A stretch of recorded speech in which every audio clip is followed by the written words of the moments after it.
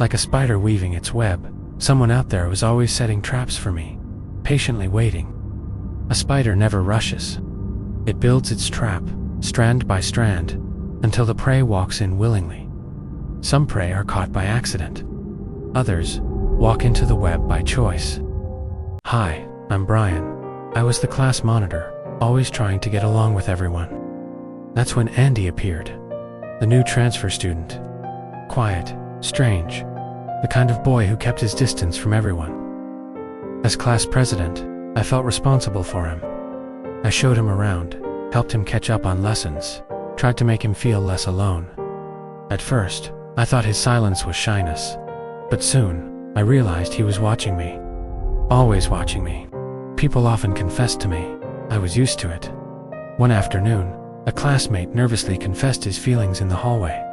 I smiled politely and turned him down. I never meant to hurt him. I just couldn't return his feelings. But when I looked up, I saw Andy. He wasn't smiling. His eyes weren't sad either.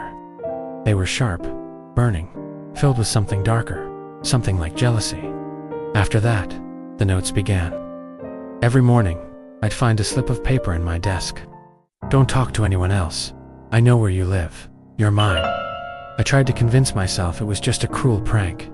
But then Andy noticed. He frowned, told me not to walk home alone anymore. His voice trembled not from fear for himself, but for me. Or maybe, because he was afraid of losing me. From then on, Andy walked me home every single day. Rain or shine, he was there, following half a step behind me. At times, I felt strangely safe. His presence was steady, protective, almost comforting. But other times, it felt suffocating, like the walls of a cage slowly closing in around me. And every time I glanced at him, his eyes never left me, not even once. Then it happened again.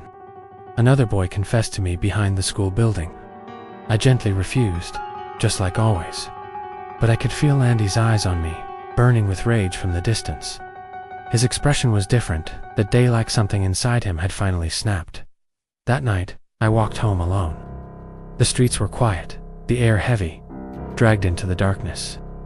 That was the last time I ever walked home free, and then it happened.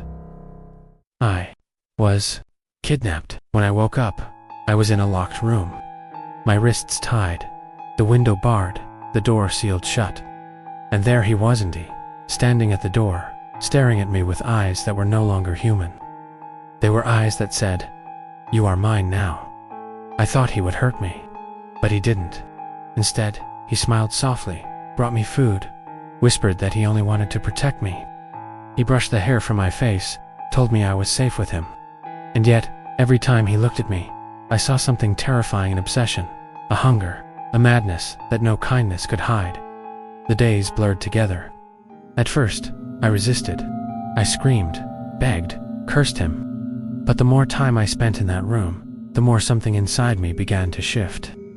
One day, I caught my reflection in the dusty window.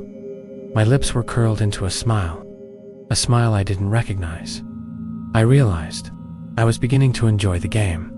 And maybe Andy wasn't the only one obsessed. Maybe I was too. What I never told you is this: those threatening notes. I wrote them myself. The boy who confessed to me, I asked him to. Every step of this, I planned. I wanted Andy to lose control. I wanted to see the way he looked at me when he thought I might slip away. I noticed Andy long before he ever noticed me. At first it was curiosity, then something darker. I wanted to break him. Or maybe, to make him mine. And when he finally kidnapped me, it was exactly what I had been waiting for. I was never the victim. I was the puppeteer. And Andy was only my puppet. Not everyone who looks like a victim is innocent. And not everyone who commits a crime is truly guilty.